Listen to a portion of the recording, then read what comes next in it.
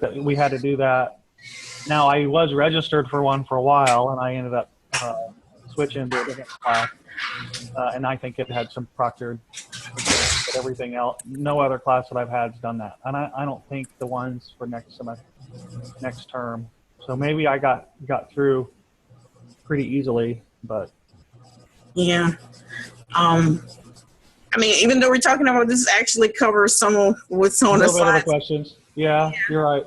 Because I focused on that, and they literally had a student that did a research on why not to use ProctorU. So I looked at that, and I looked at other different things, like even with identity theft. You don't know these people, and for them to ask me to show my ID and all of this stuff, this is stuff that normally you don't show people that you see in face to face, much less sending it online to someone. So I agree, you know. and I looked at the requirements because that's what I do. I get on a website, I try to figure out who they are, so I look at who they're hiring and what the requirements are. It's like, to be a proctor for those things, you got to be 18 years old, and you could be anywhere in the United States. So, it's like, who are they hiring here? Other college students, Well, this student actually linked to people's Facebook profiles. Oh my goodness, that's terrible. And you would see, and it's still active profiles right now, and it shows that these people work for ProctorU. And I said, wow, if they're really taking consideration this, it's a great defense to actually stop using it. I mean, I don't think it's safe. I don't like the things that people said, just the profiles.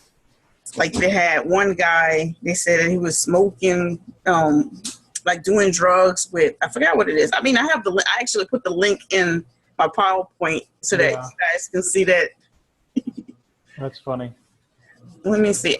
Let me click this link now and see if it'll let me do a separate meeting, but it might disconnect. She's here now, so we. Okay, and I'm that's recording, fine. So sorry about that. You are recording? We're good. Let's get going. I'm ready. I've got a kid's birthday tonight, so. Okay, I trying to thought make you sure guys we can- would start without me. Okay. We started talking about what classes were coming up next semester and got sidetracked. Okay. All right. What do you guys think of the passage? I think based off of who's quoting it, the guy's book is, Clay Christensen. I mean, he's pretty much, with him and Michael Porter, are kind of the authors of everything that has to do with strategy management. I can't imagine it being wrong. So I would think we would have to agree. Okay. Yeah. Yeah, I agree. Yeah, I agree with it. I just felt it was kind of wordy. Yeah. Yeah. I'm glad I didn't have to take classes in 1973. Yeah. Text came out. Yeah. So, yeah, I had to read like each sentence. Okay, let me reread this thing and make sure I understand what it's saying. But yeah, I thought it was a good summary overall. For me, it basically described as the genesis of strategic management is how to get your company to outperform other companies. And then just in general, kind of it closed off with the idea that strategic management wasn't just for the CEO or the executives. It rolled down through the other leaders. And I would even say, the individual worker bees as well, not just the leadership. Yeah. Biggest takeaways that I had was that, it's not just for execs, but for everyone to understand. Everyone needs to be in line with the overall mission and vision. Yeah. And no matter where you're sitting in the company, you have to kind of understand and have the same strategy. Yeah. I said it helped the class in general. It was good to help for us to understand executive decisions and directives, and then also come up with our own strategies. And I just said development departmental versus firm versus corporate strategies and visions would be almost the same idea. So it's exactly what they're saying in the passage. I just broke it down. Good deal. Vermont.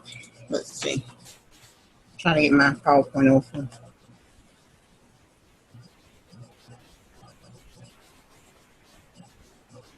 You closed with Think Like a Boss. Think So like- that was pretty Yeah, nice. they were kind of. It was kind of saying like I didn't find it a comment that everybody won't be a CEO or I didn't like that comment. You don't know what people are going to be. Right. I just felt like that. So that's why I You're kind not of. going to tell me I'm not going to be Yeah, CEO. I mean, you can't tell I'm going to be everybody that. CEO just to prove him wrong. Yeah, you can. I wasn't even born yet when he wrote that. Yeah, I just felt that was just. I don't know. That was just too much. So Yeah, I was like, really? You kind of insulted. That was insulting. So I don't like that. You should be trying to build people up with what they can do instead of Yeah, saying you can't do it. That was just too much. I agree. I do agree with that. That did come off condescending. Yeah. I kind of got it prepares managers to be excellent CEOs. So it gives you a choice when you say it that way. You can be a great manager or you can be a CEO. It outlines the business function in relation to management responsibility, like it connects everything. It provides a framework for excellent leadership. They summarize theories needed to redirect firm performance. It aligns the organizational structure. There was a point where it was saying about knowing what to do. Let's see, what it was saying something. A sense of its mission, of its character, and of its importance. That was kind of telling me it provides clarity of mission, vision, and goals. It teaches how to best serve the organization and your team. And to me, it increases your thought level. Like, I have learned a lot with this class as far as business and, it's to me, like I was telling them, like everybody in my family have their own business. But I would tell my family and anybody else in business the best thing that you can study is strategic management at this point because it covers everything. I mean, it tells you why you're succeeding, why you're not succeeding, what you should do better. What business are you taking for your MBA? I'm doing human resources and it has proctoring, so that's why I I focus was on going to that. say, if you really like this, then you should look at the family management emphasis. They've got one, and then the second class in the family management is actually entrepreneurship and innovation, which is also taught by Meeks, which is very similar to this class. But the talk of CEO, if you get excited about all this, the last class I took with him, entrepreneurship, innovation, and creativity, by far the best class in the whole program. Oh, Nice. that was good. The only thing is I work for a family enterprise. No, Yeah. I didn't have enough. I kind of turned my nose up at Family Enterprise when I saw that as the emphasis, but when you looked at what courses they were taking, and I don't know, maybe the other one in the Family Enterprise isn't as good, but Well, if you can send me like the specific name of the course, I'll consider taking it. yeah, Yeah, I'm just doing the general emphasis, and you can pick and choose those two electives. So yeah. I'm dealing with a boss that have 3 sons, mm-hmm. and the team don't have. Yeah. Well, let's just say. But if you're going to be CEO one day, I'd recommend taking that entrepreneurship class. Yeah. But the HR classes will probably be good too because you'll be hiring people. So Yeah. But we probably can move on now. I don't want to keep talking. yeah, let's keep going. Right. I get distracted easy. All right. All right. What did you like about the course? The course, Oh, here you go. We're all going. yeah. I said the videos just because you got different views on everything. It's just different than the book, and I thought the book was very, one track minded, and this gave us better inputs, different points of view. So. I said the videos and the Socratic skill builders. The only thing about the Socratic skill builders, I'm probably going to the second half of the question, was I would have liked for, I've had professors that you would do an assignment and they would send it back to you with their thoughts on it. Mm-hmm. We didn't get the thoughts back. And I would actually like for you to send me an exploratory question based on my perspective. Like, okay, what do you think about this? You know, based on what you said, what do you think about this? And then even if we could have incorporated current events in the discussions, that would have been like great. Like, even though it wasn't a celebrity CEO, there was an article about Oprah joining Weight Watchers and the millions of dollars lost even after she joined Weight Watchers. And then Oprah was pushing for to fire the CEO. No, ma'am, don't fire the CEO. You was the one that came on that was supposed to help build the business. Why are you trying to fire him? You didn't do what you needed to do. That's just my opinion. So I'm saying, like, if we could have just incorporated recent events, that would have, to me, made it a lot better. So I do agree with that. And that's, you know, that I would echo that recommendation. But I think, you know, a discussion forum like this to talk about current events instead of maybe the content of the PPTs that we've been doing would be good. So anyway, that goes more in the along the lines of what could get better. And I've changed my mind a little bit on a couple of things I presentation. But to me, the best things and the good things, the videos I think are really good. And just a little different from what Nora would say, or maybe additional, is we have an opportunity to learn from the people that created the tools and the theory. So we hear from Clay Christensen, we hear from Michael Porter, we hear from Rayner, we hear from these guys, and we have an opportunity to, I mean, these guys teach at Harvard and they teach at Stanford, and they, you know, they teach at top-notch, top-tier business schools, and to be able to listen to them and hear them, I think was pretty key. Plus, I'm a visual type of person anyway, and so just reading the book is not my way of learning. I can cram and I can do well on a test, but that doesn't mean I'm going to retain it afterwards. The other thing I love the skill builders. As far as, you know, all the classes that I've taken, I don't like the format that a lot of the classes have where you have to fill out and you submit it as a forum, and then, you know, you have to wait so many days, or you have to reply or critique somebody else's. I like, you know, kind of the control of it just being between me and the professor, and I can just dump all of my thoughts down. So it's just like, you know, I just keep writing and writing and writing until I can't write anymore about the topic. And then I move on to the next question and just keep writing and writing. And I go to the next day and I write a little bit more, and the next day and write a little bit more, and then I submit it.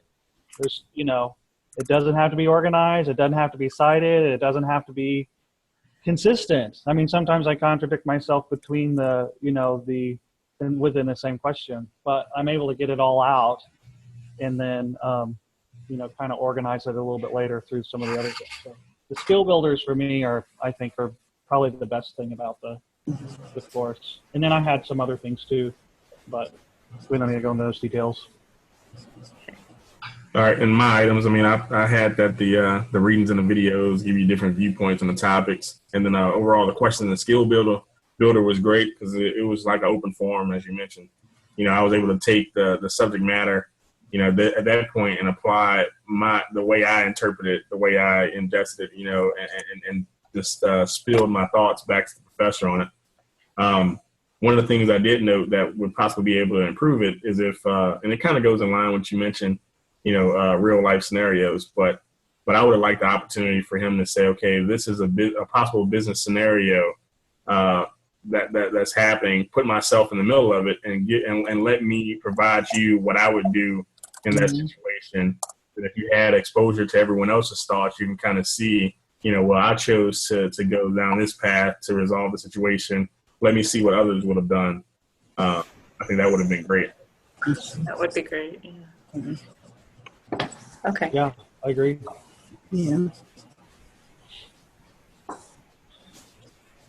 And I know they asked us, like, how can we improve upon the good aspects of the course?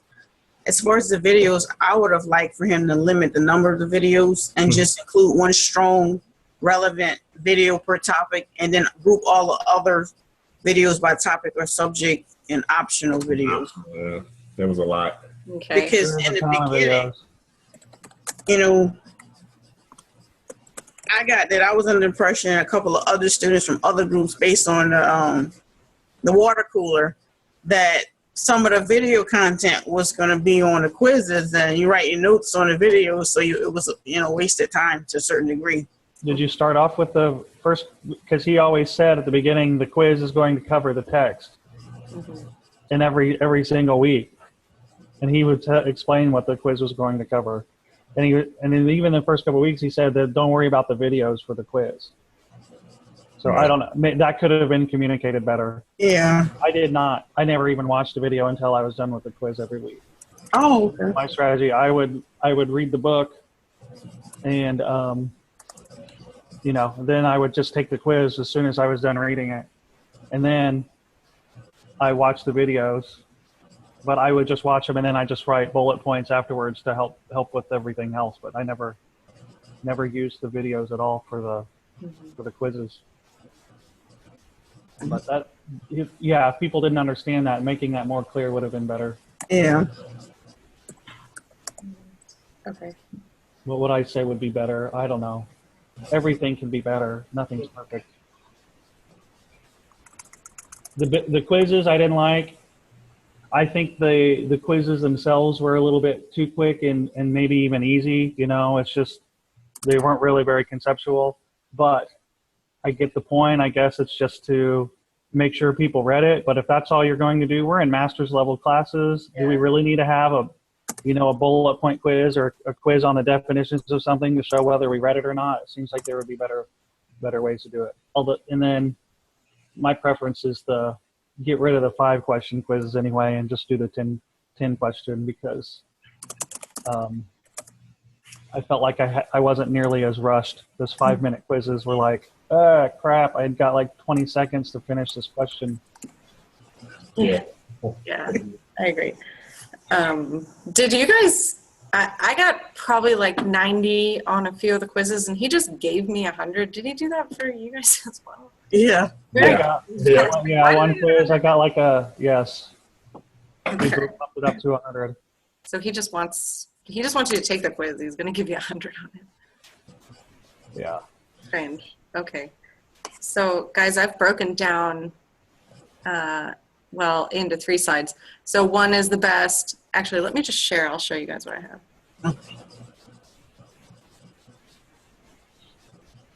Can you see that? Yeah. Yep.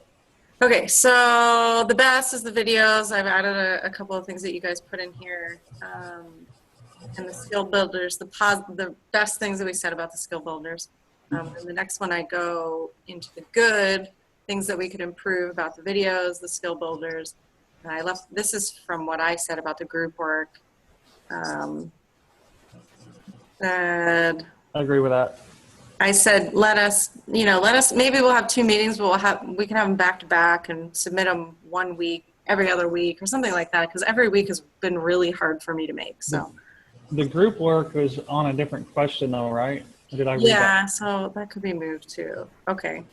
Anyway, then there's this one, what needs improvement? Then I said, it's time consuming, the skill builders, time consuming, a couple of my own thoughts, eliminate the summarized chapter questions. I didn't like that. Summarize a whole chapter of a book. I read the chapter. Let me just start talking about it. Discussion board questions, maybe I'll get rid of because you kind of pointed out that that's a pain. And I agree. Some people love them. It just depends on people like to write or not. I don't. I despise it. And I don't want other people to have to write it. This term paper, I'm like stressing out about a stupid term paper. Yeah. So it is not my thing. Give me a math test or something. Okay. I'll put this is debatable. but that's other people love it. It doesn't matter to me. And then I put here for quizzes what we mentioned, that they're kind of low level information. I kind of put that the quizzes make the user focus on the time versus the content. Like you're so rushed to see if you have enough time to answer the questions that you don't get the questions full. Mhm. And I feel like this is kind of like something like Thad said. At this point, the Socratic skill builders will let you know whether or not the person knows the content or not. We really can just eliminate the quizzes at this point. Okay.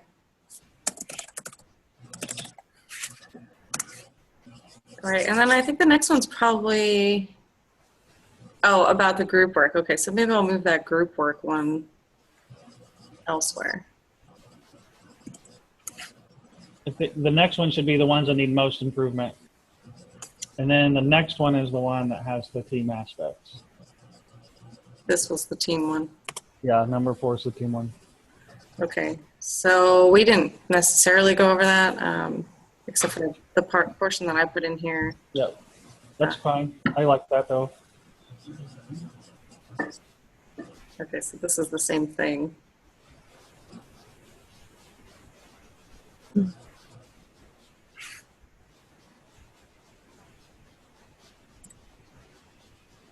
And that could be reformatted. I'm just trying to capture what we're talking about here. It's all in one place. Any other benefits that you guys see as opposed to, obviously MBA? Everybody that I talk to about an MBA, they say, oh, you're doing it online. Well, that's, you know, they turn their nose up at it, kind of like the point of an MBA is to make these networking connections with all these, you know, high level managers. And that, you know, I kind of go, well, that's your opinion. But I think it just depends. This makes, you know, it makes it so that we get the opportunity to do those things. Mm-hmm. And that's a lot of what I put on the MBA program as a whole. You know, when on question 5. So all of these questions kind of intermingle a little bit. Yeah. Mm-hmm. Do we want to jump to question 3 next then? Is that where we're at? 3? Yeah, we haven't really done, or did we talk about needs most improvement? Well, Okay. I kind of split it up, but yeah, we can add to it. All right. No, that's fine. Yeah. Yeah. Okay. Good? Yep. Okay. 5. Well, these were my thoughts. It's only been my first term, and I've had complete opposite ends of the spectrum. This class is tons of work, very time consuming. And the other course I have is just 4 exams. Obviously I have to study for them. I have to read through the material, but I can do it in my own time. This is during the week. That's on the weekends. It's all over the place. So I don't know what you guys' experiences have been, but Every class from my perspective is different. Yep, okay. it's been that way. Yeah, I just got one more left, and I've seen the syllabus, and I've heard other stories. This one isn't the most time consuming, but it's up there as far as, for me, the amount of time I spend on it. I've heard my next class, which is the communications class, is the most time consuming. Another one that was time consuming was the org behavior class. It was a really good class, but it was really time consuming. Okay. Everything else, I feel like you were able to kind of go as you go on your own. The marketing class was probably the one I hated the most. I just despised it. At least when I took it, the guy said he did these skill builders, but he would assign them and then they were due 24 hours later. So you had to write like a 10,000 word paper within 24 hours. Wow. Based off of the content. And you had to do that twice or 3 times. And anyway, it was like I had to take off work to knock this stuff out. So it was nuts. Wow. Great.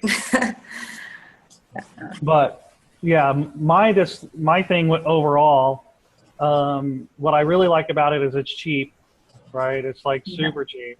That's why I'm here. It's accredited. There was my 3 criteria, and this was one of the few programs in the country that made the 3 criteria. It's affordable, it's accredited, and they didn't require me to take a GMAT. So, and then there were some really good courses. The things for me, though, there were a lot of not so great courses or mediocre or forgettable courses. So anyway, like like I said, just not giving you enough notice to get homework done, the inconsistencies of the class, where I know other programs have had the course is structured very similarly. So you could maintain the efficiencies that you learned from one class and carry it right over into the next one. So, the discussions and the tests were consistent through every class, however they were done. But Yeah. I don't know if that's an advantage or a disadvantage. But for improvements for me, I thought like some way to build a community of MBA students, just even an open forum that people can talk about some of the stuff that's been on the water cooler discussion board in this class, what classes are people taking, those types of things, get advice about professors, advice about how to do strategy in the classes, what's to spend emphasis on. The other thing that is a huge pet peeve for me is you don't know anything about the class until you sign up for it and it starts, unless you're fortunate enough that they publish the syllabus on Moodle beforehand, and that's not a guaranteed thing. Like if they could publish the syllabus, because my year to year varies, and I don't really know what I'm going to be doing in 6 months depending on where the business is going. Mm-hmm. And I've had to take 2 full 6-month terms off, 2 full terms off, because the courses that were available weren't going to align, and I didn't know what classes that I could take that would help fit in my schedule. Like if I know I've got a conference on during the week, specific week, and then they've got a test scheduled that same week, I mean, you kind of want to know that beforehand so that you can get into a different class. So anyway, then there's a couple other things there for improvements. I like the cohort concept. I think that would help build that networking opportunities. Not that it should be a requirement, but at least have an option. They've got 200 kids in each, or 200 adults in each class. You would think maybe a cohort of 20 people going from class to class to class to class together would be doable. But that's where there's, I think, some improvements to be made. Mm-hmm. And then my personal preference, adding a technology emphasis to the EA would be good. Yeah. Add other options aside from the general stuff that's out there. It's kind of generic. I think they added it was a IT emphasis. No, it's a finance. They added something else, but it's in a different department. Yeah, they do have one IT class, one technology class, but it was terrible. I don't recommend it. It was read the book, take the test. That was it. There was nothing else. Read the book, take the test. There was no lecture. There was no discussion. It was the test on this chapter is due on this date. That was it.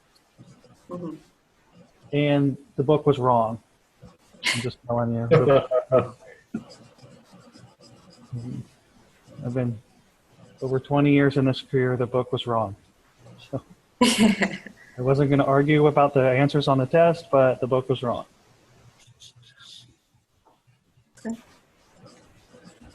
Do you think we have enough for this slide?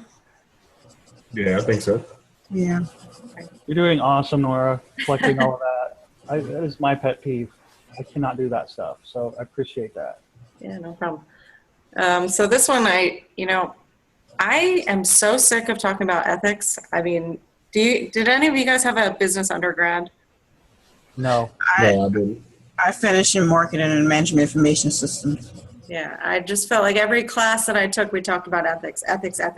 It's like such a, I get it. Can we stop talking about it? That's just my little rant. But I don't know what he's asking for this Cola Wars case. Based on what we were supposed to read, there was nothing that was. No, I think you kind of had to dive into some additional stuff out there and kind of do some research online. I mean, there were a few things that were questionable. I think Tyson brought one or two of the articles that I found.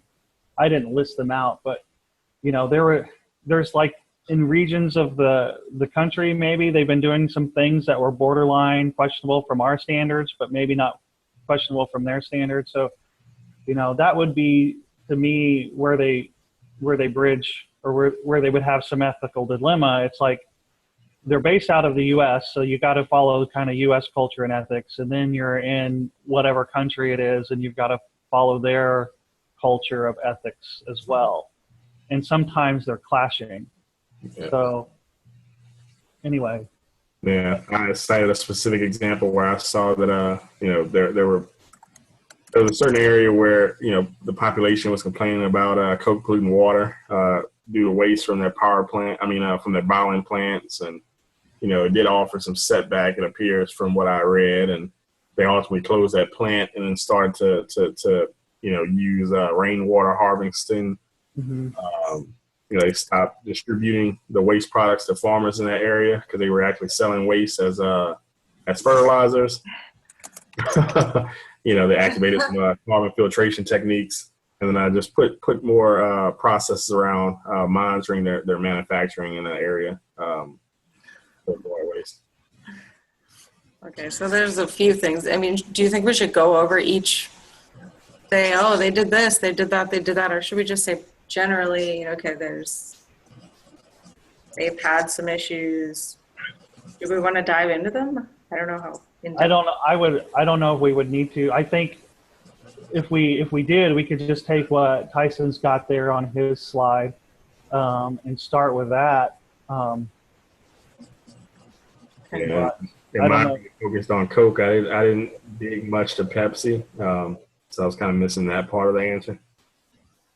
Yeah, I mean, there's not much out there on Pepsi, although it looks like Stacy, looking at her slide, she found some stuff on Pepsi. But, you know, no one's going to be perfectly ethical because everybody's standard of ethics is based on their viewpoint. Different, you know, and even from state to state, it's different. In the Midwest, you know what, it's going to be different than Nora's experiencing out there in Oregon. It's just, you know, some people and places, they tolerate different levels of things. But in general, I think both of them are striving to be ethical. I mean, they will go into these countries and they try to follow the best they could do is follow the laws that are already there. Mm-hmm. They're not really, you know, bashing each other in their competition either. They're kind of, you know, it seems like as they compete against each other, they're not buying each other's stuff out. And I think we had one story of one had an opportunity to buy the secret sauce of the other, and they turned it down. Oh yeah, you know? That's a good one. You know, so they didn't. So, and I can't remember the specifics of that, but they, you know, they're not perfect, but they're pretty good. I don't know. It's not like somebody's unethical or ethical. There's usually kind of a sliding scale. You know what I mean? Yeah. Nobody's perfect. Yeah.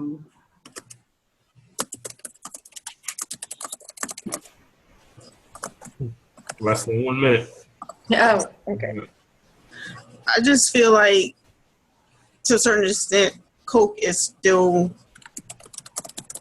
unethical just for the fact that the product that they have knowingly causes cancer and they still sell it. You normally can clean your toilet with Coke.